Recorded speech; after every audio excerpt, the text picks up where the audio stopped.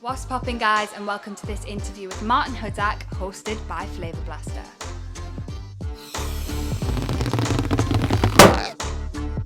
How to be kind and polite to each other. Yeah, I used to think it's not a real career, but I changed my mind pretty quickly. Hi Martin, thank you so much for joining us here at Flavor Blaster for What's Poppin'. How are you doing? Hi, Lorna. I'm amazing. Hi, guys from Flavor Blaster.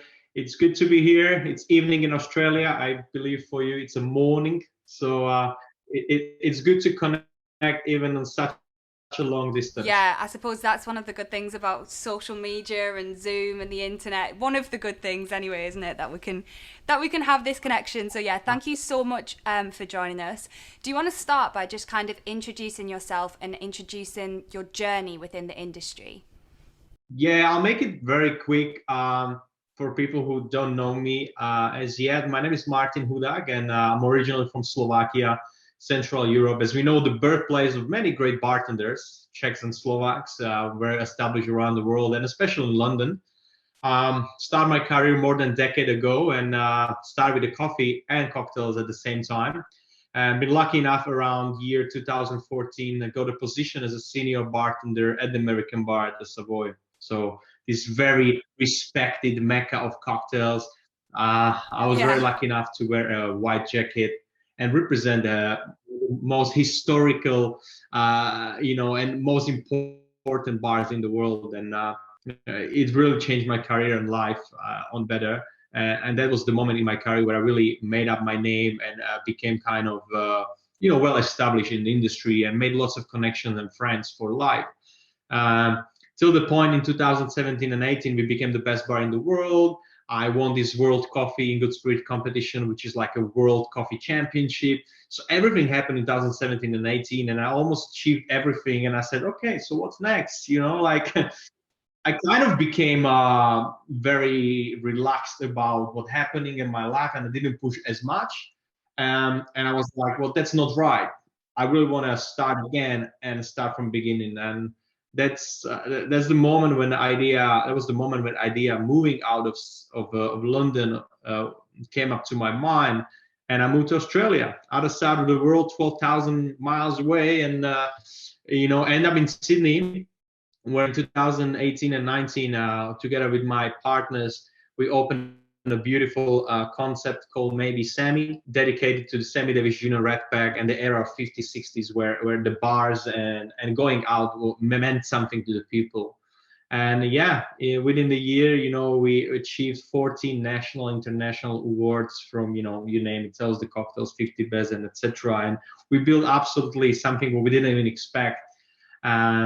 Most of us, we had this knowledge and experience from London bars, such as Andrea, my business partner, used to work at Artesian, myself at Savoy. So we all brought that in, and that happened since then. In the last 2-3 years, we've been lucky enough to open a couple of other venues, such as recently Semi Junior, which is specifically a sister venue of Maybe Semi, focusing on coffee and coffee cocktails and aperitivo. And I've been lucky enough as well to have my own coffee company where I'm roasting coffee and consulting coffee programs. And at the moment, finishing my own coffee cocktail book, one of the first coffee cocktail books touching the topic about the coffee cocktails. And it's been absolutely amazing last 10 years of or 12 years of my career. And I just can't wait where I'm going next.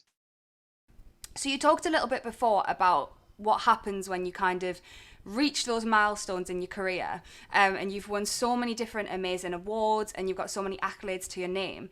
How do you keep that motivation and keep that progression going that you've been talking about when you feel as though you've done it all, you've kind of achieved what you set out to achieve? Yeah, 100%. Like, don't get relaxed too much. Don't stay on one place. Always challenge yourself. And I always believe when you stop learning or challenging yourself, you're just dying. You should always progress and do something what, like spark something in you and be like, okay, hold on. Can I do better? Can I be better? And I think that's the kind of like my daily thinking. Like, I really want to be better than yesterday, but at the same time, I'm worse than tomorrow. Does it make sense? I'm always progressing. So I always recommend younger bartenders or even bartenders in my age, go out there and challenge yourself. Surround yourself with people which allows you to grow and be better.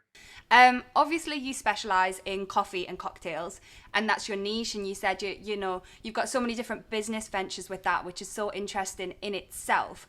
How important do you think it is to have a niche as a bartender, and how do you go about finding that if you're not sure what it is?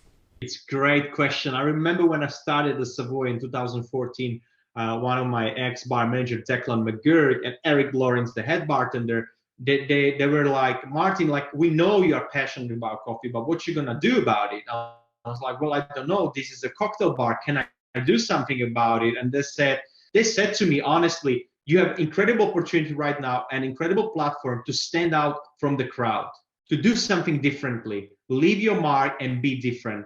And your coffee passion and knowledge and accolades and what you love about coffee is something different what bars do and bartenders do. So be different. Be that guy who's bridging the gap between the world of coffee and cocktails. And I said, you know what? I'll do it. And that's what I recommend to everyone. Find your niche. Be different. Be unique. Be yourself. If your passion is fermentation, if you are passionate about classic cocktails, or if you are passionate about foraging or special techniques, make sure you leave that mark, and make sure when people say your name, they can connect the dots and be like, yeah, Martin Hudak, that's a coffee cocktail guy. That's a guy with a hat.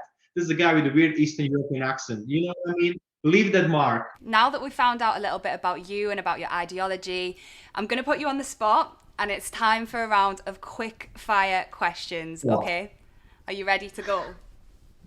All right. Okay. Bring it on. Favorite cocktail?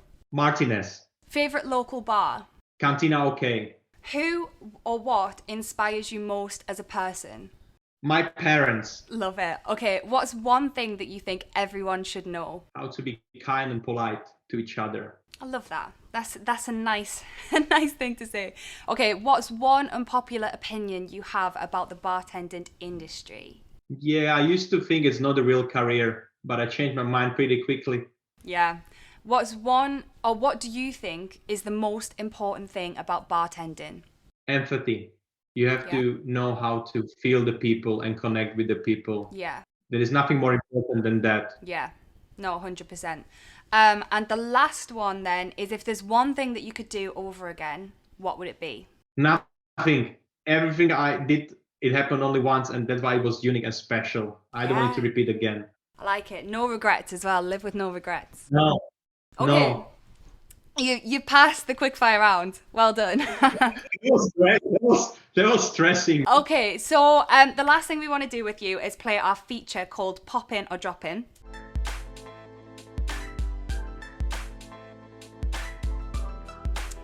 So just for anybody who hasn't seen this before, I'm going to give you a selection of different trending and relevant topics within the bartending industry and the wider communities.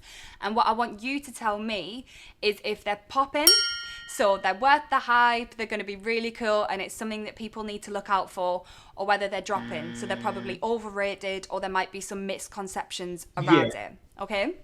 So the first topic that I want you to discuss is hot and spicy drinks. Poppin. Do you have any of those on your menu? Oh, but 100%, like every of the guests asking like for spicy margaritas and sort of this kind of drinks. People love spicy cocktails. Yeah. Do you think, is that a big thing in Australia, do you think? Oh yeah. It's a trend. Oh, they love ginger, they love spice, they love those flavors. It maybe something has to do with the weather, maybe perhaps, But yeah. Okay, the next one is sour beer. Drop in. That's interesting because a few people have said that. Is that a personal preference or just what you think? I think it's. I like to experiment, and I really love beer, and I drink lots of beers. But there are way too many craft breweries at the moment, and way too many options. And what I see from the guest perspective, they're not ordering as many sour beers. They're going like, more mainstream, what they like, what they prefer. Yeah. Okay, that's great.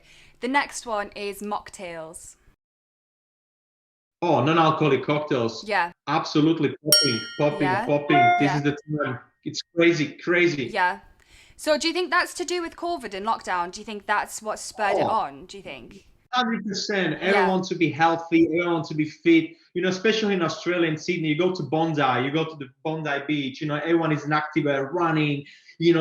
People are more careful what they're Yeah. consuming and how they're consuming. They count the calories, etc. So yeah, 100% massive trend. Do you have a favorite mocktail or one that you can recommend for people out there? 100%.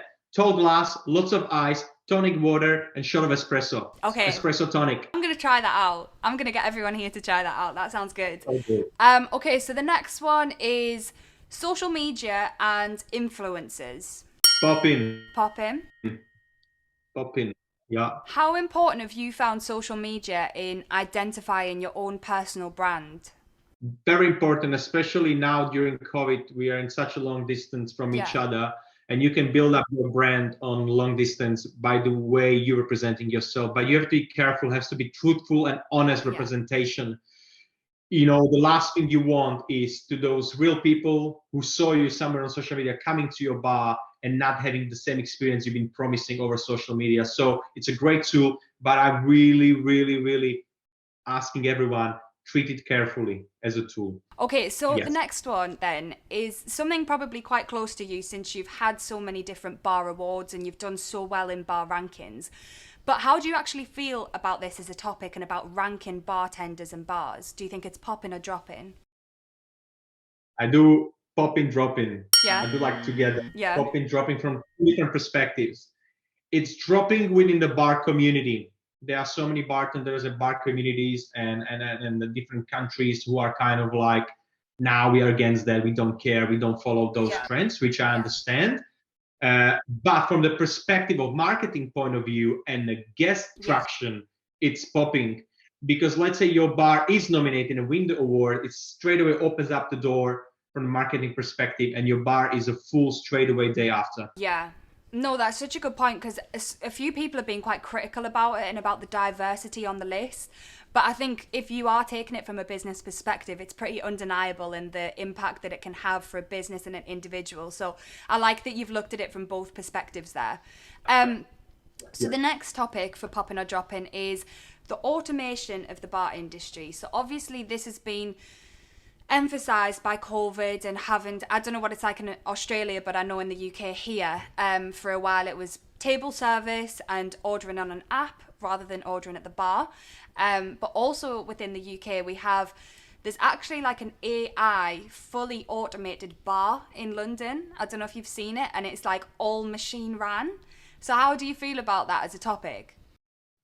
Great question. Actually, today we had a meeting about Semi Junior, our new cafe aperitivo venue. Yeah. And we were having little hot conversation when we reopen. Should we have like takeaway app? People order at the door, and I said straight away, no way. We are well known for our hospitality. We are well known for providing a service which is personalized to the guest, and there is no technology, no app, no online ordering system which can provide the same face-to-face interaction. I am completely against that, in particularly this way of making orders and interactions.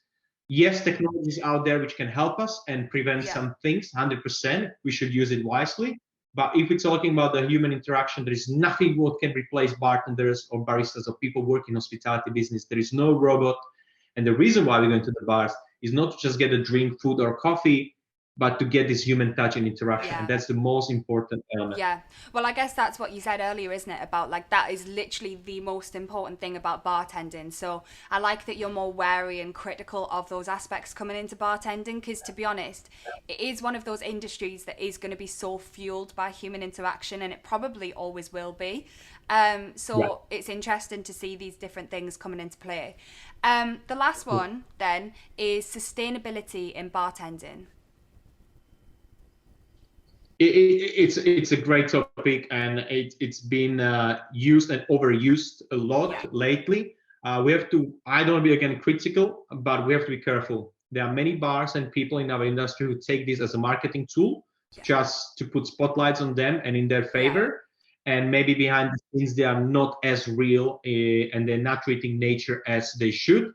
Again, everyone should start from their own house, own porch, start from yourself. I'm not here to criticize others. I'm not here to inspire others. I'm starting within myself, from myself. Maybe yes, I can replace straws. Maybe yes, I can reuse in some ingredients, but I want to start with myself. And myself as Martin Hudak, I made this decision 3 years ago when I came to Australia and I became vegan. So I'm completely running on plant-based diet because that's my belief. But I'm not here to tell you that's right or wrong. Sustainability is amazing. We should do as much as we can for our mother nature, and I'm gonna support every decision of whoever makes that decision. But yeah, let's be careful. Let's don't just use it for marketing purposes. If you are then, say, a bar or small business and you want to make your practice a bit more sustainable, but you don't know where to start because obviously it's still quite expensive and time consuming to be fully sustainable, do you have any little tips within the bartending industry that you can do to make it more sustainable? Yeah, sure. The biggest mistake younger bartenders or bars who want to be sustainable they're doing is they try to reuse as many things or ingredients as possible, where what happening in the end, they decreasing the level or quality level of actual drink. And I think that's the biggest threat or issue. By applying sustainability in your cocktail practices, you cannot decrease the quality level of your cocktail. Nowadays, people drinking cocktails, it's going out, it's a luxury. They're spending money on a cocktail. They make sure that the cocktail you deliver, even though it's sustainable, has to still taste good, be presented very well. So make sure whenever you're applying that, you still deliver super quality cocktail. The secondary thing, sustainability is not only about saving planet, but at the end of the day, saving your pockets. It's a business plan in your venue, saving your money and increasing revenue of the cocktail. And think about it. It's a tool, like switching off the lights, having different light bulbs. Even that is sustainability. Having a different producer or supplier of your citrus. Who said you have to use A-grade lemons if you're not using them for skins, just for juice and things like that? Sometimes we're looking really too far out there, what other people do around the world. Sometimes just look behind the corner, go to the local market, and that can be your first step to sustainability. No, I love that. A bit of creativity and a bit of small thinking goes a long way. So thank you. I really appreciate that. So the last thing that we want you to do is obviously what's popping is all about what's trending and what's relevant within the industry. Is there something that you have paid attention to that you think more people should be taking notice of in the industry? Yeah, it's gonna sound like cliche, but I think it's a coffee cocktails in general. It makes sense. I'm trying to be the face and ambassador of that specific cocktail category where coffee is involved, and I think that's what bartenders should pay attention more. Coffee is incredible ingredient, deserve more respect from us, and it's very much influenced by the nature, the weather condition, and climate condition. And I would really, really like each of you bartenders watching this at the moment, make sure that you treat your coffee with the same respect as you would treat your bar tools, your premium spirits, your ice program, and that's what I think what we're gonna see as a booming category. At the moment, it's happening, and I'm very, very happy to see more and more great bartenders utilizing great coffee programs in their bars. So this is the hot topic of my life, and I think that's what we should follow more. Thank you so much for joining us. I really appreciate it. Thank you, Lorna, and thank you, Flavor Blaster team. I wish you all the best, and yeah, keep it popping, keep it bubbling, and I hope to see you soon. And make sure you hit the like and subscribe button for more content. If you want to check out Flavor Blaster, you can check us out on our website or our social media pages.